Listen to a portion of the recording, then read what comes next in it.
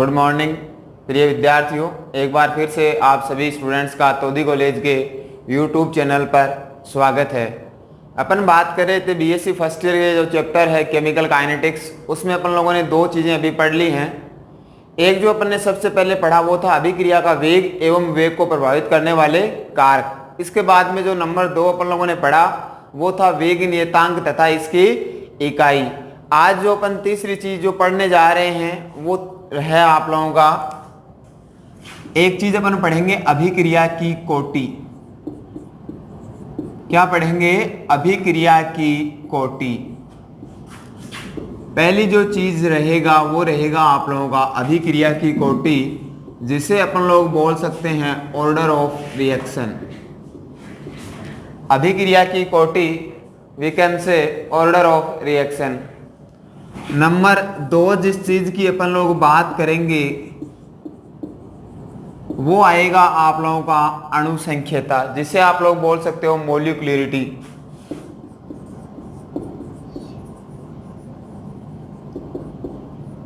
क्या बोल सकते हैं अपन लोग? मोलिक्युलरिटी।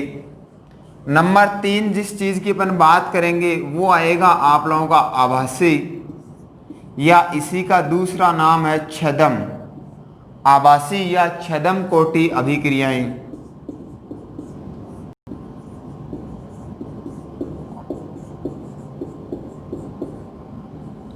जिसे अपन लोग क्या बोलेंगे? Pseudo order reaction.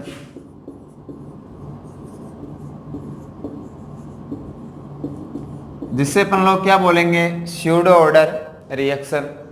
तो अपने सामने जो 3 चीजें अपने को दिखाई दे रही हैं, जो 3 टॉपिक्स जो अपने सामने लिखे हुए हैं, एक है आप लोगों का अभिक्रिया की कोटि ऑर्डर ऑफ रिएक्शन, नंबर 2 है आप लोगों का अणु संख्यता मोलिक्युलरिटी, नंबर 3 है स्यूडो ऑर्डर रिएक्शन, जिसे आप लोग बोलोगे आभासी कोटि अभिक्रियाएं, या कई बार एग्जाम में आभासी की बजाय वो नाम देता है छदम कोटि अभिक्रियाएं। ये चीजें एग्जाम में किस किस तरीके से पूछी जाती हैं, किस किस तरीके से क्वेश्चन बनता है, पहले उसकी बात कर लेते हैं। वो आपसे पूछेगा कि अभिक्रिया की कोटि को परिभाषित कीजिए एवं इसकी विशेषताएं बताइए। इसी तरीके से आप लोगों से वो पूछेगा अणु संख्यता को परिभाषित कीजिए एवं इसकी विशेषताएं बताइए। और तीसरा जो क्वेश्चन है आप लोगों से वो पूछेगा आभासी कोटि अभिक्रियाओं को समझाइए। हर साल ये जो आप लोगों के 3 जो आपको दिखाई दे रहे हैं सामने आप लोगों का, इनमें से एक जो परिभाषा है वो एग्जाम में पूछी जाती है तकरीबन 1.5 से 2 नंबर की। ठीक है, तो इन चीजों को अपने को ध्यान से समझना रहेगा। आसान सी चीजें हैं, छोटी छोटी चीजें हैं। तो सबसे पहले अपनी जो हेडिंग रहेगी वो क्या रहेगी? अभिक्रिया की कोटि या ऑर्डर ऑफ रिएक्शन। तो आप लोग हेडिंग डाल लीजिए अभिक्रिया की कोटि ऑर्डर ऑफ रिएक्शन।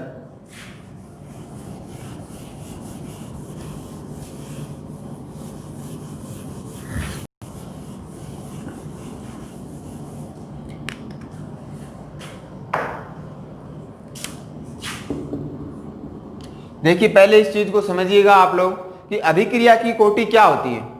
तो अभिक्रिया की कोटि क्या होती है, सबसे पहले आप लोग इसकी परिभाषा सुनिए, फिर मैं आपको इसको समझाता हूं और उसके बाद में आप लोग अपने हाथों से लिखोगे इसको, तो ये चीजें पूरी तरीके से क्या हो जाएगी?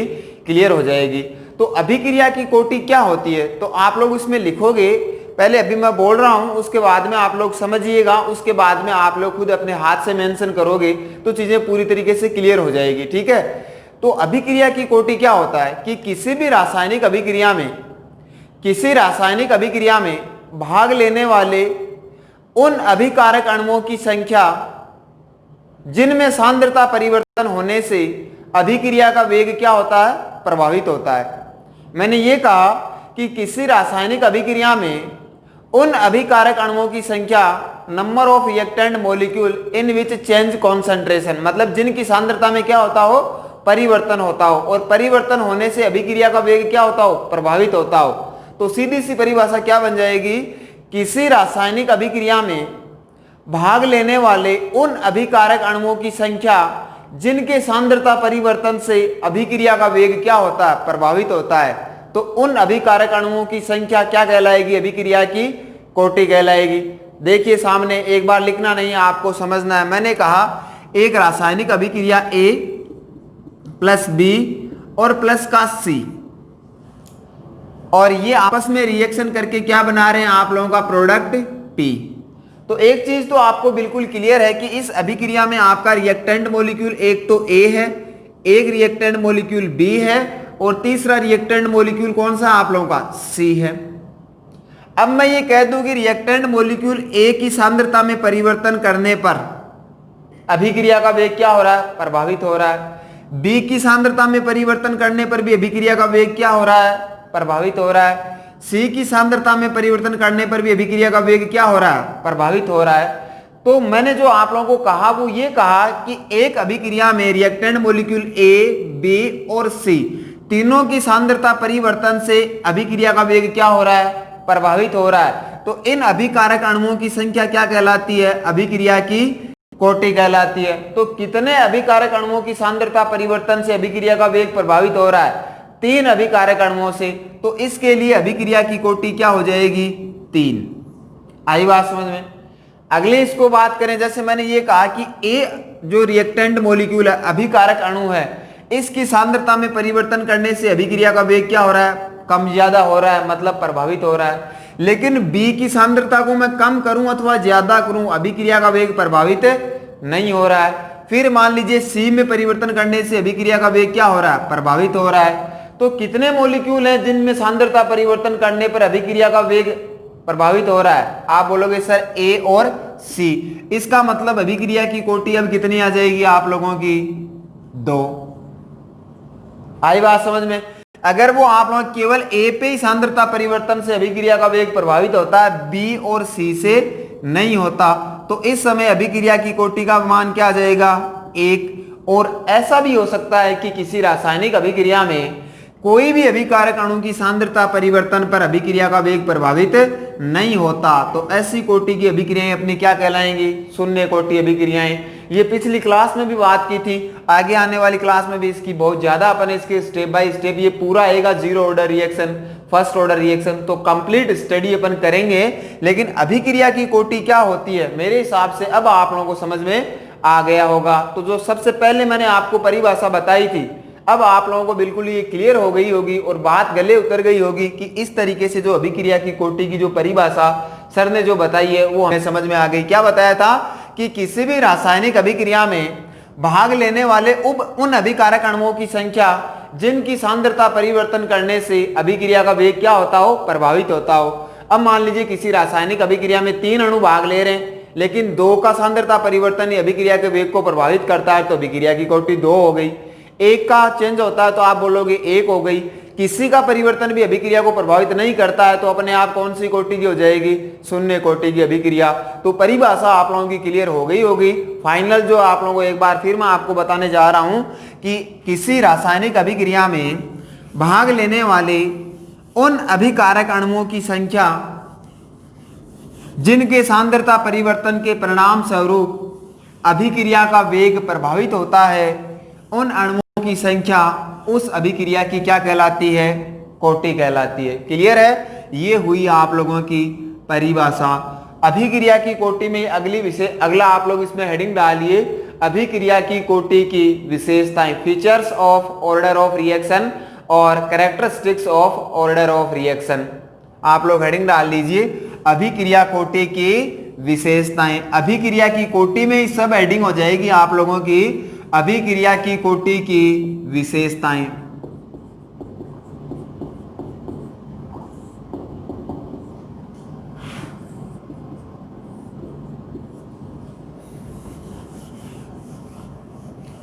देखिए इधर देखिए, 4 विशेषताएं लिखेंगे अपन अभिक्रिया की कोटि की, एक एक को आप लोग समझिए। वही बात समझने के लिए मैं आपको बता रहा हूं, आपको कॉपी में ये चीज मेंशन नहीं करनी।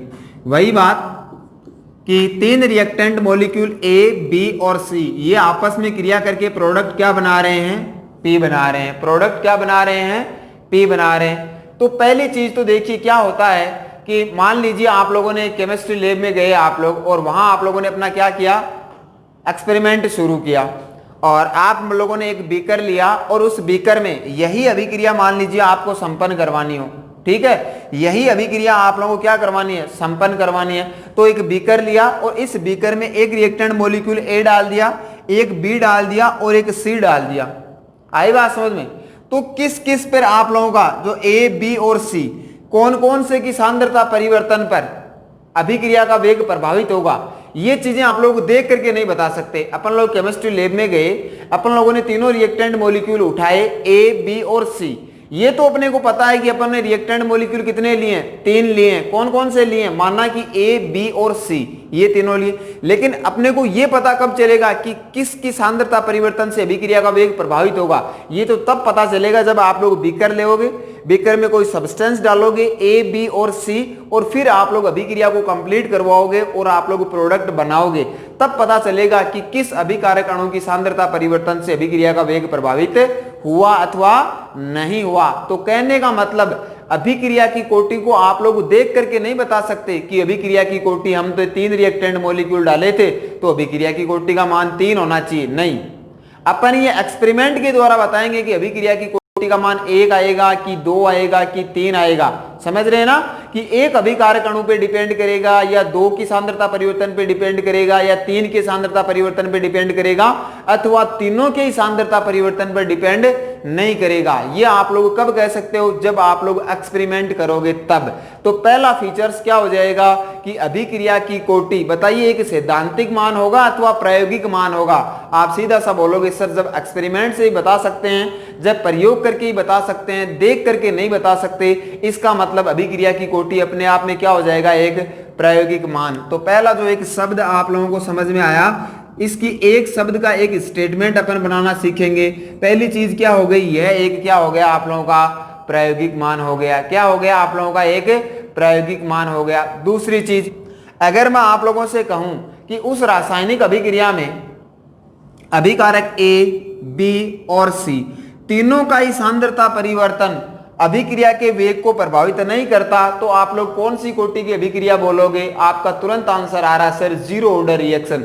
तो जीरो ऑर्डर रिएक्शन बोल रहे हो, ये तभी तो बोल रहे हो जब शून्य कोटि होता है, तभी तो अपन बोल रहे हैं।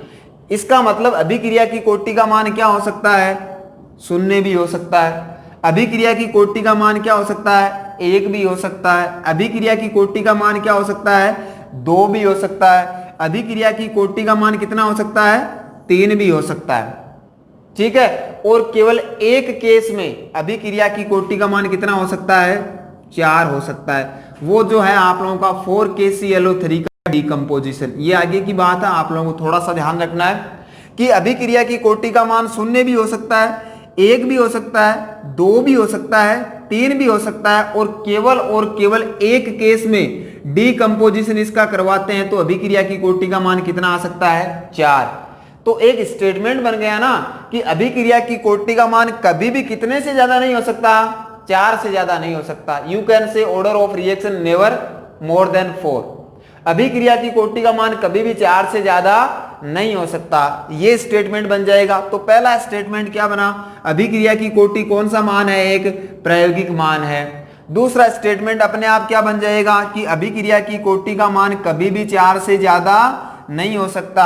और इसे स्टेट के अंदर आप लोग जो देख पा रहे हो वो ये है कि अभिक्रिया की कोटि का मान क्या हो सकता है, 0 भी हो सकता है, और 0 होने के साथ साथ में क्या हो सकता है, फ्रैक्शनल में भी हो सकता है। जैसे मैं आप लोगों से बात करूं H2 + Br2 की रिएक्शन, ठीक है, आगे अपन इसको पढ़ेंगे।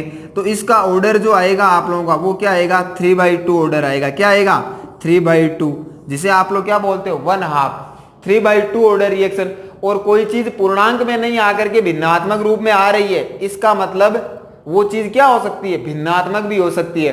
तो अभिक्रिया की कोटि का मान 0 भी हो सकता है और भिन्नात्मक भी हो सकता है। You can say order of reaction में भी 0 और फ्रैक्शनल। अभिक्रिया की कोटि का मान 0 अथवा भिन्नात्मक भी हो सकता है। तो तीसरा फीचर्स जो निकल करके आएगा, तीसरी विशेषता जो निकल करके आएगी अपने पास में, वो तीसरी विशेषता क्या हो जाएगी कि अभिक्रिया की कोटि 0 भी हो सकती है और आप लोगों का फ्रैक्शन में भी हो सकती है।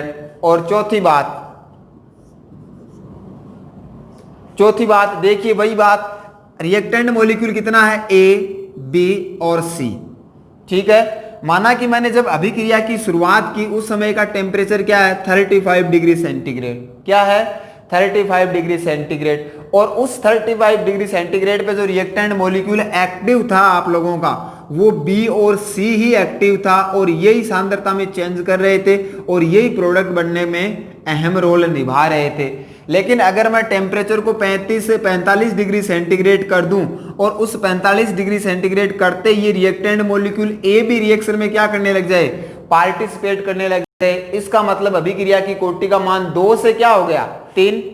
तो अभिक्रिया की कोटि का मान 2 से 3 कब हो रहा है, जब वो ताप से क्या हो रही है, भाई ताप बढ़ा रहे हैं ना, तभी तो अभिक्रिया की कोटि का मान 2 से क्या हो रहा है, 3 हो रहा है। इसका मतलब अभिक्रिया की कोटि किससे प्रभावित हो रही है, टेम्परेचर से। ऐसे ही प्रेशर से प्रभावित हो सकती है और वॉल्यूम से प्रभावित हो सकती है। तो नंबर 4 अपने पास में जो फीचर्स बनेगा वो क्या बनेगा कि अभिक्रिया की कोटि ताप, दाब और आयतन से क्या होती है, प्रभावित होती है। You can say order of reaction is affected by temperature, pressure and volume. तो 4 शब्द जो आप लोगों को सामने दिखाई दे रहे हैं, इनको अपने को स्टेटमेंट में कन्वर्ट करना है। सबसे पहला क्या है, एक प्रायोगिक मान है, उसके बाद में ये कभी भी 4 से ज्यादा नहीं हो सकती, उसके बाद में 0 अथवा भिन्नात्मक भी हो सकती है। इसके अलावा अगर अपन नेक्स्ट बात करें तो अभिक्रिया की कोटि किस किस से प्रभावित होती है, टेम्परेचर, प्रेशर और वॉल्यूम से। क्लियर है। तो अब अपन इस एक शब्द से एक स्टेटमेंट कैसे बनेंगे, तो अपने पास में 4 शब्द हैं तो 4 स्टेटमेंट बनाने हैं और अभिक्रिया की कोटि को क्या करना है, फिनिश करना है। देखिए कैसे।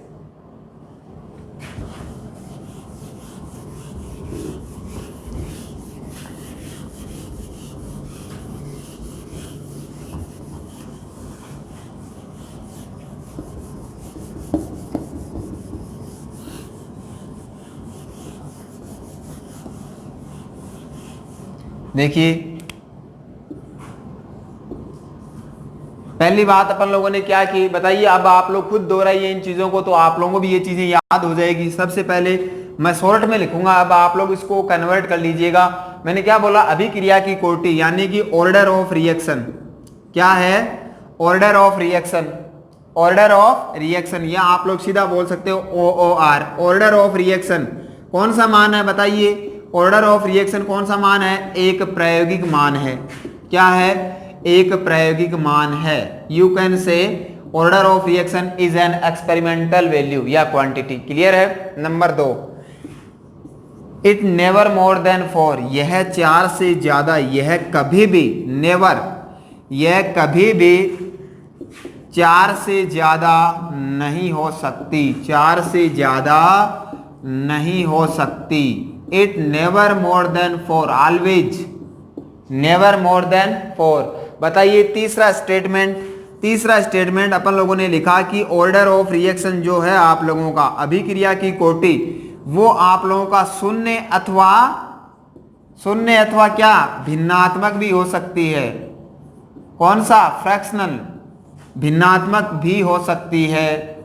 बायोलॉजी वाले स्टूडेंट को घबराने की जरूरत नहीं है। भिन्नात्मक का मतलब क्या होगा, जो जैसे ऐसे आए 1/2, 3/2, 5/2, यानी पूर्णांक में नहीं आकर के पॉइंटों में अगर कोई चीज आएगी तो अपन उसको क्या बोलेंगे, फ्रैक्शन में। तो तीसरा स्टेटमेंट क्या बन गया, ऑर्डर ऑफ रिएक्शन शून्य अथवा भिन्नात्मक भी हो सकती है। और नंबर 4 अपन लोगों ने क्या बोला कि यह ताप, दाब तथा आयतन से क्या होती है, प्रभावित होती है। यह ताप, दाब तथा आयतन से प्रभावित होती है। ताप, दाब तथा आयतन से प्रभावित होती है। ये अपना फीचर्स हुआ किसका, आप लोगों का ऑर्डर ऑफ रिएक्शन का। ये फीचर्स किसका हुआ, ऑर्डर ऑफ रिएक्शन का। तो ये अपना एक कंप्लीट क्वेश्चन एग्जाम के लिहाज से बनता है कि अभिक्रिया की कोटि को जो है आप लोग डिफाइन कीजिए, इसको परिभाषित कीजिए तथा इसकी विशेषताएं दीजिए। तो अभिक्रिया की कोटि की अगर मैं आप लोगों से बात करूं तो पूरी तरीके से एग्जाम में जो 1.5 या 2 नंबर का क्वेश्चन आता है आप लोगों का, वो मेरे हिसाब से आप लोगों का पूरा क्लियर हो गया होगा। अब ये तो चीज हुई अपने बीएससी फर्स्ट ईयर के हिसाब से। अब अपन ऑर्डर ऑफ रिएक्शन की बात करें तो कई बार कंपटीशन एग्जाम में इससे क्वेश्चन पूछे जाते हैं। वो क्या क्वेश्चन होते हैं, 1 या 2 क्वेश्चन की अपन बात करेंगे, उसके बाद में अपन चलेंगे किस पे, अणु संकेता पे। तो देखिए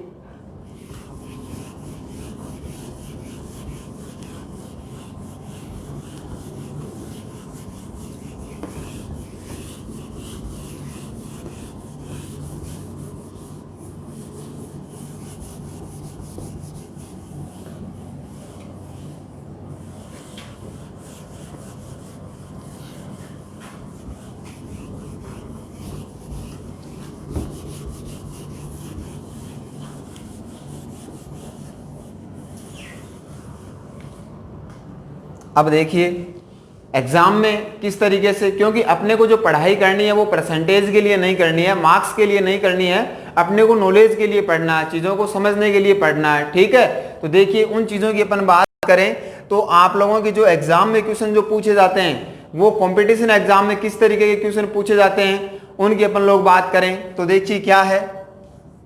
जैसे माना मैंने ये कहा कि कोई रिएक्शन A प्लस का B प्लस का क्या हो गया आप लोगों का C, कोई रिएक्शन आप लोगों का A प्लस का B प्लस का C और ये प्रोडक्ट बना रहा है P in the presence of catalyst, temperature, pressure, volume, जो भी अपने पास में जो है प्रभावित करने वाला कारक है या जो भी आप लोगों का यहाँ अपन ले रहे हैं बीच में रिएक्शन को संपन्न होने के लिए कैटेलिस्ट वगैरह वो सिंबल है।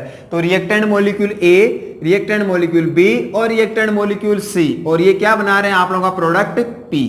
अब कुछ बच्चों की ये आ रहा है कि सर अभिक्रिया की कोटि में आप लोगों ने एक परिभाषा हमें बताई नहीं, वो परिभाषा आप कब बताओगे, तो वो अब अपन बात करेंगे। क्यों? क्योंकि वो जो परिभाषा दी गई है ना वो अपन जो एग्जाम में जो आप लोगों के न्यूमेरिकल्स आते हैं वो आपके आराम से क्लियर हो जाएं, इसलिए मैंने सोचा आप लोगों को जब न्यूमेरिकल करवाऊंगा उसके साथ में ये परिभाषा करवा दूंगा। तो वो परिभाषा क्या है? वो परिभाषा ये है ये कि किसी रासायनिक अभिक्रिया में अभिकारक अणु के सांद्रता पदों के घातांकों का योग अभिक्रिया की कोटि कहलाता है। क्या परिभाषा होगी?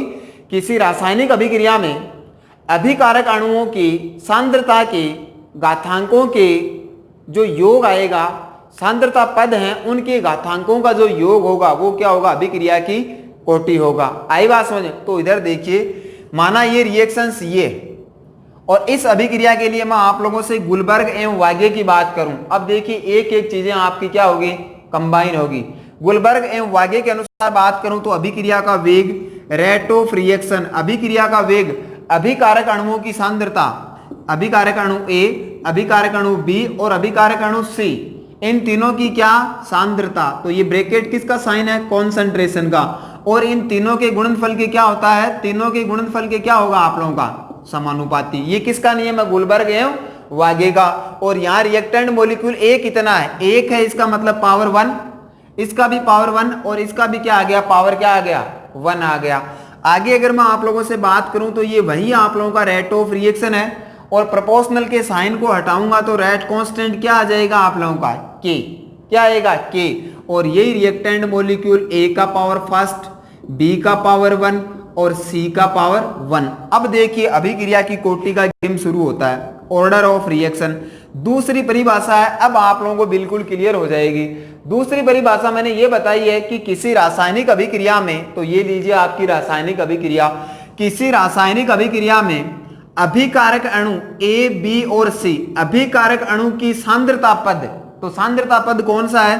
A, B और C, सांद्रता पदों के घातांकों का योग। तो सांद्रता पद का घातांक क्या है? 1, 1 और 1। तो सांद्रता पदों के घातांकों का योग क्या आ गया आप लोगों का? 3।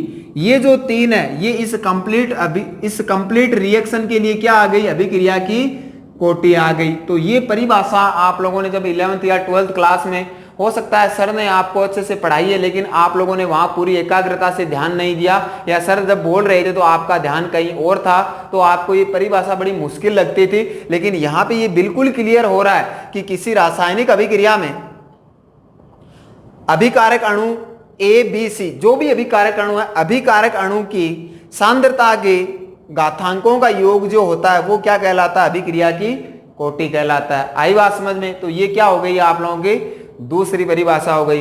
अब देखिए कि सर आप तो बात कर रहे थे कि एग्जाम में क्वेश्चन किस तरीके से पूछे जाते हैं, वो चीज तो अभी क्लियर हुई नहीं है। तो देखिए अभी 2 मिनट में वो चीज भी क्लियर हो जाएगी। तो आज की क्लास में अपन लास्ट एक न्यूमेरिकल करते हैं, उसके बाद में आप लोगों के पास में 11th या 12th क्लास में और फर्स्ट ईयर की बुक अगर आपके पास में अवेलेबल है तो आप लोग वहां से इन चीजों में जो न्यूमेरिकल आते हैं उनको आप लोग सोल्व करने की कोशिश करोगे। 1 या 2 न्यूमेरिकल अपने पास में जितना समय है जल्दी से उनकी बात अपन लोग कर लेते हैं। जैसे अगर मैं आप लोगों से ये कहूं, सुनिएगा ध्यान से, फिर आप लोग इसमें रोक रोक करके अपनी कॉपी में इस चीज को मेंशन कर सकते हो। अगर मैं आप लोगों से ये कहूं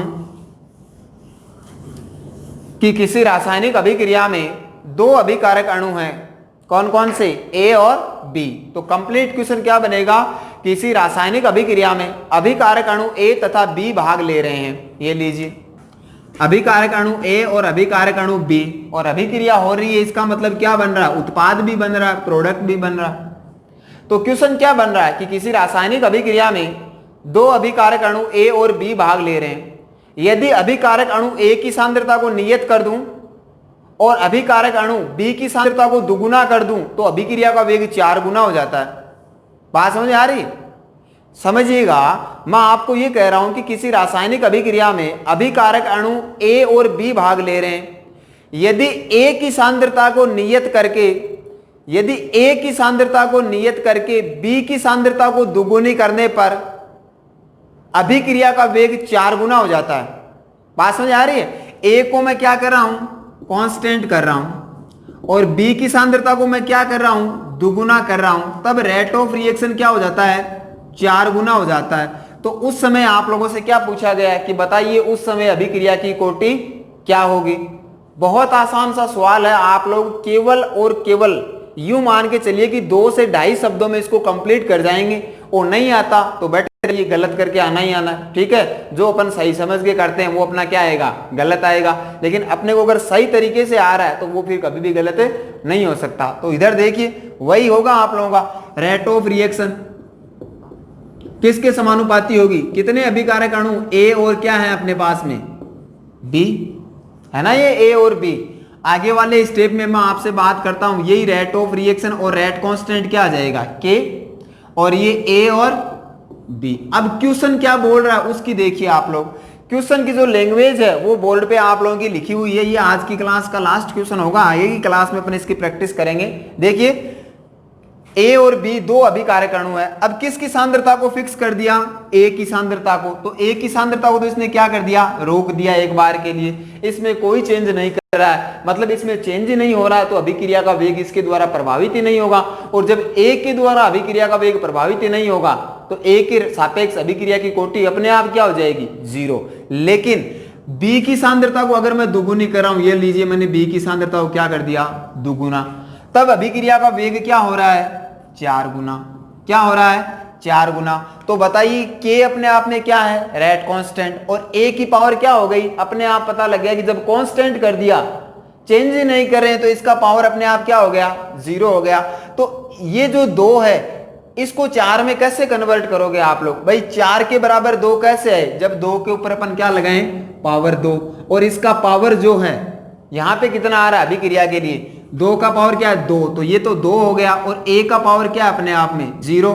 तो कुल मिलाकर के सांद्रता पदों के घातांकों का योग क्या होता है, अभिक्रिया की कोटि होता है। तो बताइए कितना आ गया अभिक्रिया की कोटि का मान, 2 आ गया। बोले सर ये तो बड़ा आसान क्वेश्चन था। चीजें आसान होती हैं लेकिन अपन उनको क्या बना देते हैं, टफ बना देते हैं। क्यों? क्योंकि हम एकाग्र होकर के क्या नहीं करते, पढ़ाई नहीं करते। जब टीचर्स पढ़ाते हैं, सर जब पढ़ाते हैं, तब अपन उस पर कॉन्सेंट्रेशन जो अपनी नहीं रखते। इसलिए मैं आपको एक बार फिर से कहता हूं, चीजें सब समझ में आएगी बशर्ते आप लोगों का कॉन्सेंट्रेशन क्लास पे रहे। क्लियर है? धन्यवाद। आगे की बातें हैं वो अपन अगली क्लास में करेंगे, ठीक है।